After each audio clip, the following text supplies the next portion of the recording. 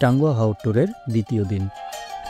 জাদুকাটা নদীর নীল, বারিক্কা টিলা আর শিমুল বাগানের সবুজে মিলেমিশে একাকার।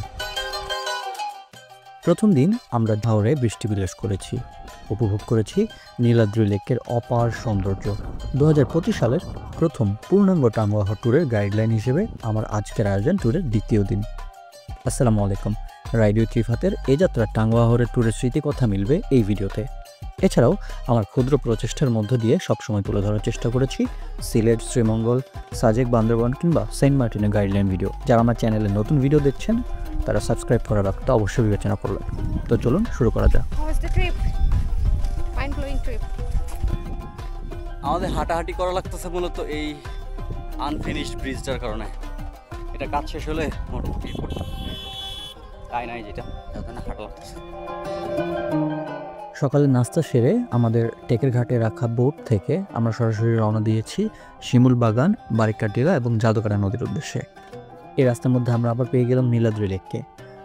গতকাল সন্ধ্যায় আমরা যেরকম দেখেছিলাম নীলাদ্রি লেক, গতকালকে বিকালে, আজকে সকালের রূপটা আবার ভিন্ন রকম। সকালে নীল আকাশ এবং দুপাশে সবুজ, সব মিলে খুব চমৎকার একটা আবহাওয়া।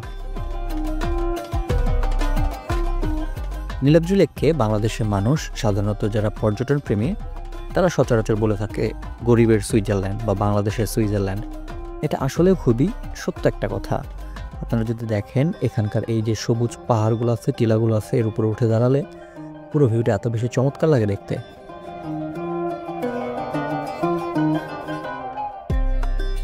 সাধারণত যারা একদিনে টাঙ্গুয়া হাওরের আশেপাশে এই স্পটগুলো বাইক দিয়ে কাভার করতে চান, তাদের জন্য এইরকম দিলেই ঘুরতে হয়। আপনারা একটা বাইক বা একটা অটো রিজার্ভ নিলে সে অটো বা বাইক আপনাকে 3টা স্পট ঘুরিয়ে দেখাবে। তো আমাদের যে অটো নিয়েছিলাম, আমাদের এই রিজার্ভেশনের মধ্যে ছিল বারিক্কা টিলা, তারপরে শিমুল বাগান, এই 2টা স্পট। একটা অটোতে নর্মালি 6 জন ধরে আমরা 600 টাকা ভাড়ার মধ্যে এই 2টা মেজর স্পট ঘুরতে পারবো এবং ততক্ষণে আমাদের যে বোট, হাউস বোট, সেটা ততক্ষণে চলে যাবে জাদুকাটা নদীতে। টেকের ঘাট থেকে শিমুল বাগান আসতে আমাদের সময় লেগেছে মোটামুটি 40-45 মিনিট।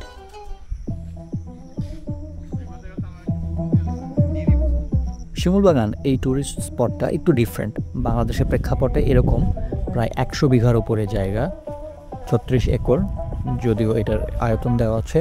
তো 36 একরের মতো এই জায়গায় এইরকমভাবে এত দৃষ্টিনন্দন করে শিমুল গাছ লাগিয়ে রাখা এবং এই জায়গাটা শীতের মধ্যে দেখতে একদম পুরো লাল টুকটুকে হয়ে থাকে, বর্ষার মধ্যে এরকম সবুজ।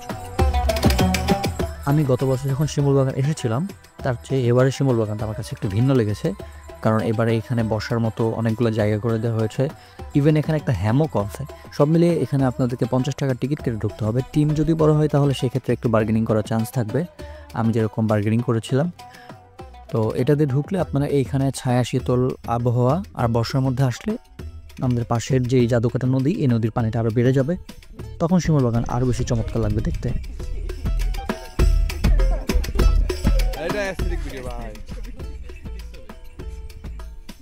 সব মিলিয়ে আমরা শিমুল বাগানের এখানে ঘন্টাখানেকের মতো ঘোরাঘুরি করেছি, হ্যামকে দোল খেয়েছি, সবাই অনেক ছবি তুলেছে এই জায়গাটাতে। এবং শিমুল বাগানের ছবি বা যে ফটোজেনিক যে ব্যাপার, এটা খুবই মন ভালো করে দেওয়ার মতো, কারণ এখানে পেছনের ভারতের ব্যাকগ্রাউন্ড, মেঘালয়ের যে ব্যাকগ্রাউন্ডটা, পাহাড়গুলো সবুজ এবং নীল আকাশ, সব মিলে আপনার খুবই ভালো লাগবে এই স্পটটা।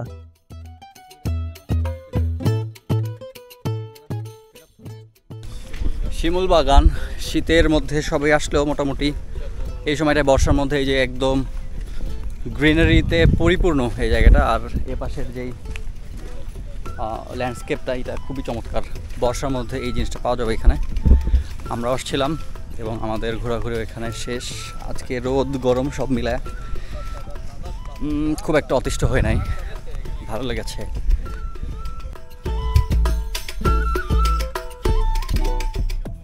শিমুল বাগান থেকে বারিক্কা টিলা যেতে হলে আবার আমাদের যে অটো রিজার্ভ করা ছিল সেটাতে আমরা আবার আগাচ্ছি। বারিক্কা টিলা আসলে জাদুকাটা নদীর এক পাশে শিমুল বাগান, এক পাশে বারিক্কা টিলা। তো আমাদেরকে আমাদের অটো সেখানে ড্রপ করে চলে যাবে। বরাবরের মতোই বারিক্কা টিলা তো দুর্দান্ত একটা জায়গা। আর বর্ষার এই সময়টা যখন পাহাড় বেশি সবুজ থাকে তখন আরও বেটার লাগে বারিকাটিলার। মানে ওই পাশটা পাহাড়টা দেখতে দুর্দান্ত, আর এখানে পানির কালারটা খুবই চমৎকার। আর এই যে চারণভূমি টাইপের হয়ে আছে, অনেক গ্রিনারি, ঘাস, খুবই দুর্দান্ত এগুলা। বারিকাটিলা এই জায়গাটা ভারত এবং বাংলাদেশের যে আন্তর্জাতিক সীমারেখা বা যে ইয়েটা আছে তার মধ্যে, এবং এইখান থেকে জাদুকাটা নদীর যে জাদুকরি যে ভিউ, নীল পানির যে ভিউটা দেখা যায়, এটা অন্য কোথাও থেকে দেখা যায় না। এবং এখানে বর্ষার মধ্যে আসলে অনেকগুলো ঝর্ণা দেখা যায় ভারতের এই মেঘালয় পাহাড়ের মধ্যে। এই পিলারটা লাস্ট পিলার, এবং আমাদের অনেকে এখানে ছবি তোলার চেষ্টা করেছে। আমি যদি এই ব্যাপারটাকে খুব একটা বেশি উৎসাহিত করি না, কিন্তু টুরিস্ট কম ছিল, ফাঁকা ছিল, সব মিলে সবাই আসলে যে যার মতো উপভোগ করেছে। বারিকাটিলার এখানে স্থানীয় কিছু বাসিন্দা আছে, তাদের এরকম গৃহপালিত পশুগুলো এখানে রাখা হয়, গরু ছাগল। তো আমাদের এখানে তো আর আসলে অন্য কিছু পাওয়া যায় না, তো এই ন্যাচারাল যে ব্যাপারগুলো এগুলো খুব চমৎকার। এবং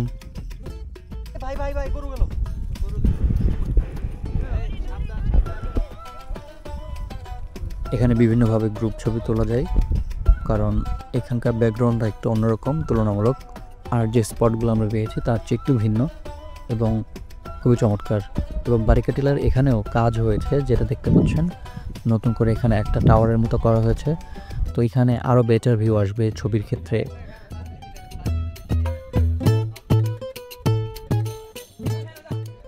পাশাপাশি এই টিলায় ওঠার রাস্তারও কাজ চলছিল, সুতরাং বলা যায় অনেকদিন পর এসে আমি এখানে দেখলাম আসলে এখানে এই জায়গাটা নিয়ে পর্যটনের যে ক্ষেত্র সেটা নিয়ে হয়তো বা তারা ভেবেছে। এবং এখানে এরকম ছোট কয়েকটা দোকান আছে যেখানে আপনারা গরমের মধ্যে বা নর্মালি অন্য সময়ে বিভিন্ন দেশীয় জাতের ফলমূল, বিভিন্ন শরবত, এই জিনিসগুলো এখানে পেয়ে থাকবেন। সব মিলিয়ে ট্যুরের দ্বিতীয় দিন হিসেবে বারিকাটিলা একটা চমৎকার অপশান, আপনারা এখানে রেস্ট নিতে পারবেন। এবং ইন দ্য মিন টাইম আমাদের বোট চলে আসছে, আমরা জাদুকাটা নদীর এই শীতল হিমশীতল পানিতে গোসল করছিলাম সবাই এক পাশে। জাদুকাটা নদীর পানি নিয়ে যদি বলতে চাই, জাদুকাটা নদীর পানি এত ভয়ঙ্কর ঠান্ডা, যেটা আসলে আমি নর্মালি অন্য কোথাও দেখিনি। ডিপ ফ্রিজে পানি রাখলে যেরকম ঠান্ডা হয় নর্মালি, সেই রকম ঠান্ডা, একদম বরফ শীতল।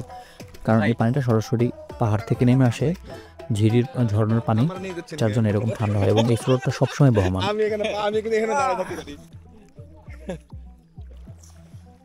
আমরা নদীর মাঝখানে, নদীর মাঝখানে। হ্যালো গাইস, লিংক দিয়ে কি? হ্যালো গাইস, নিচে কিন্তু মাটি নাই গাইস।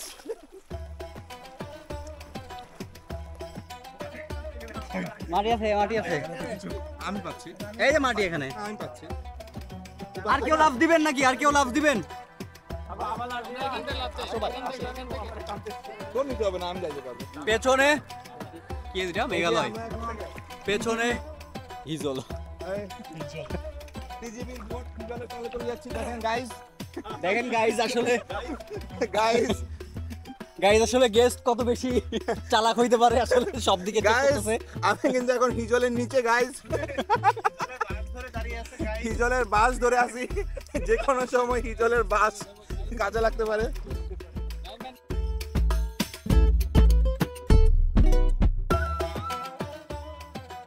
এখানে সবাই অনেকটা সময় ধরে গোসল করার পর আমরা রওনা দেব সুনামগঞ্জের উদ্দেশ্যে, এবং এখান থেকে সুনামগঞ্জ পৌঁছাতে প্রায় 5 ঘন্টার মতো সময় লাগবে নদীপথে। সুতরাং আমাদেরকে একটু ভালো মতো বেলা থাকতে বের হতে হবে, এবং আমরা পুরোটা রাস্তা, পুরোটা নদীপথ আমরা এনজয় করতে করতে যাবো ইনশাল্লাহ। আমাদের গোসল শেষে আমাদের বোটের থেকে মুড়ি মাখানোর ব্যবস্থা করা হয়েছিল, খুব চমৎকার মুড়ি, এখানে খুব টেস্টি। আমরা মুড়ি খেতে খেতে, মাখানো মুড়ি হিজল হাউস বোটের, সেটা খেতে খেতে জাদুকাটা নদী ত্যাগ করলাম। আমাদের এরপরের গন্তব্য সুনামগঞ্জ।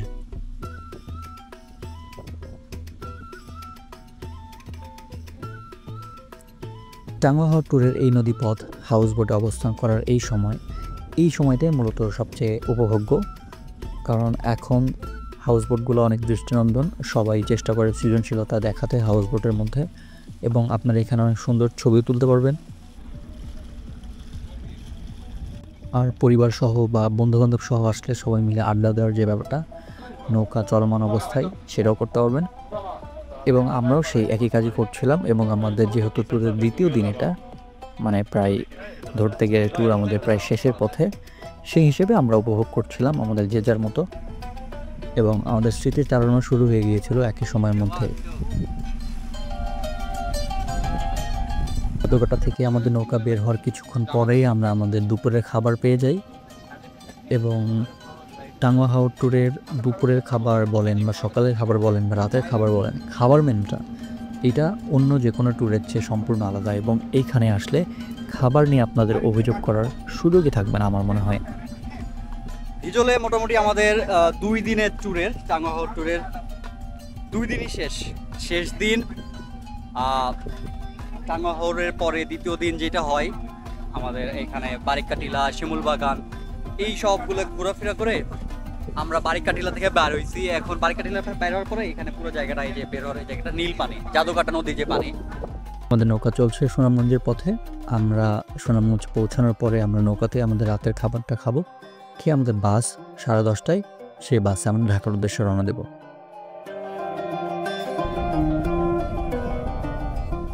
এই ছিল আমাদের টাঙ্গুয়া হাওর ট্যুরের 2 দিনের ওভারঅল প্ল্যানিং। আমরা 2 দিনে অলমোস্ট 6টার বেশি স্পট কভার করেছি, এবং এর খুঁটিনাটি আমি আমার আগের ভিডিও এবং এই ভিডিও 2 ভিডিও মিলে তুলে ধরার চেষ্টা করেছি।